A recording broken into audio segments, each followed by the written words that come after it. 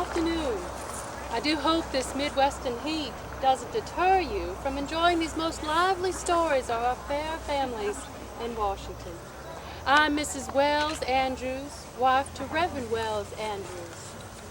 To my parents, Captain John Harper and Mary Reynolds of Virginia, I was Nancy, the eighth child born to my father and his second wife. But on September 14th, in 1819, I happily became Mrs. Wells Andrews. We came to Washington more than 60 years ago. Though before we journeyed the long way here, we lived in Hartford, Ohio. And then after that time in a small town called Athens, Ohio, where my sweet husband was professor of languages at Ohio University.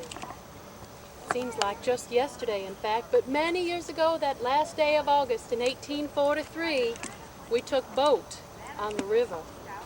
And my husband had journeyed with Mr. Benjamin Miles several months before to see about the situation in these fair parts. Being pleased about it, as you can imagine from just looking around here, they purchased some land just a few miles to the east of what is now Washington Village. And then they rented the only 2 vacant houses in what was then a very small village, and returned to Ohio for the rest of the family. It was quite the trip we had.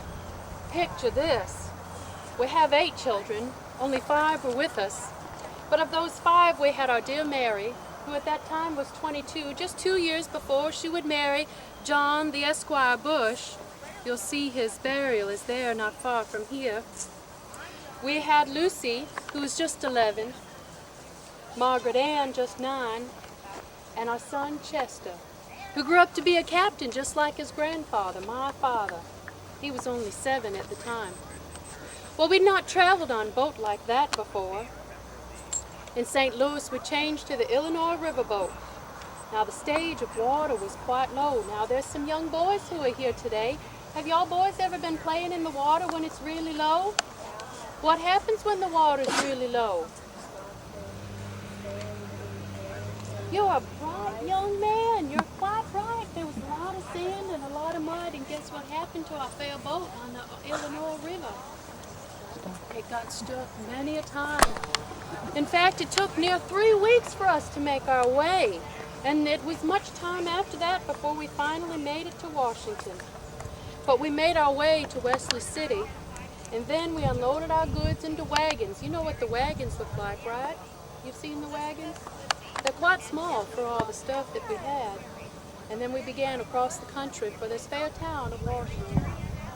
Of course, though our trip was long and hard, it wasn't the challenge that our sons, Wells Jr. and John Asa and James had on foot, driving 1,000 head of sheep. They did well, our sons, and the men we hired to complete the job. I do wish after all that hard work that the sheep had worked out. But the wolves and the dogs, they killed so many those days. Sheep was a losing venture. But I must tell you, though, a funny story that comes to mind to me when I think about those first days with the sheep.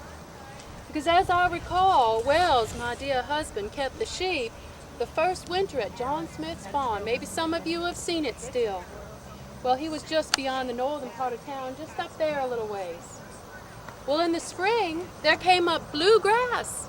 It was the first bluegrass ever noticed in this part of the country. It seems the sheep had brought the seeds in their wool. Well, our house then was where Father Heath had lived, with only 2 rooms. It was quite small for our family of 10, but we managed nicely. Mr. Whipple, our kindly neighbor, rented a large sleeping room to us until we could do better. Not long after we arrived, dear Wells took sick with a long bilious fever. You know, the kind of fever that's affected from the stomach, and it comes back and it goes away and it comes back again. But good old Dr. Wood, I do believe his wife is here with us today. Good old Dr. Wood took good care of my Wells then, and would do so many years later. Well, at that time, nearly 70 years ago now, the town reached little farther eastward than the Presbyterian church at which my husband preached. Sulphur Springs, I'm sure you've heard of that place, reached out to the town westward, and to the south was Squire Highland's house, standing about where Almond G. Danforth's is today. I think you would have gone by there to come to this fair place. Well, during the winter of 43, that's 1843, a terrible fire burned several houses of businesses on the main street. In an upper room of one of these houses, Mrs. Charles Anthony, an early graduate of Ipswich Seminary in Massachusetts, taught a select school for young girls.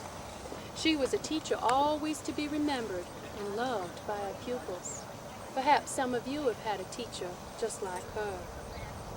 Well, after the fire, her school was removed to an upstairs room in her house for a few years after that. As I recall, there was a small school for young children also. It was called an infant school, where a kindly lady named Miss Levins taught them to read, to spell, to sing, to sew, and of course, to mind manners. We lived in Washington but a year before moving onward to Tremont on a farm for 10 years. And when we were in Tremont, my dear Wells was pastor to the Congregational Church there. But as so often happens, we made our way back to fair Washington, where he took a position as a pastor for 6 years at the Presbyterian Church here in town.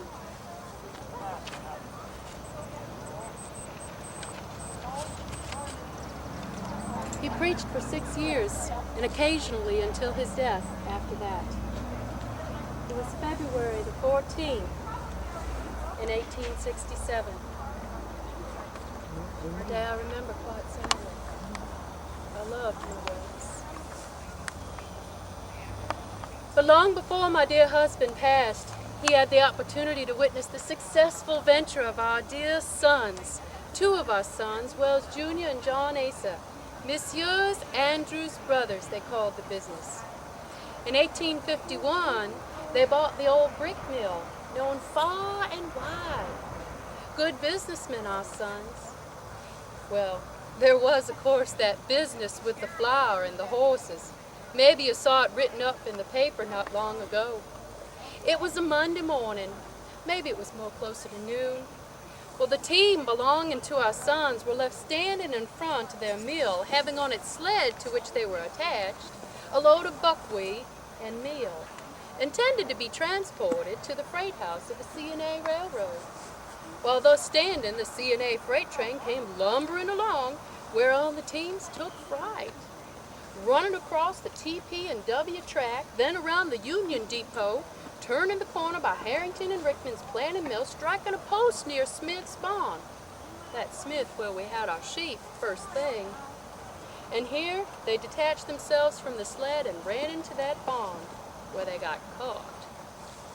Well, the result of the scare was that the flour and the meal was indiscriminately spread all over their path.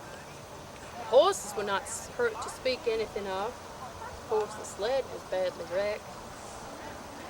But you know, in all those years together, my boys, there was not a scratch of the pen between them. No trouble at all, and all the time they ran that business together. I like to think it was the way in which we raised them, in the Word of God and to the witness of God. So do enjoy this fair town and my friends as they share more with you of our fair days in Washington.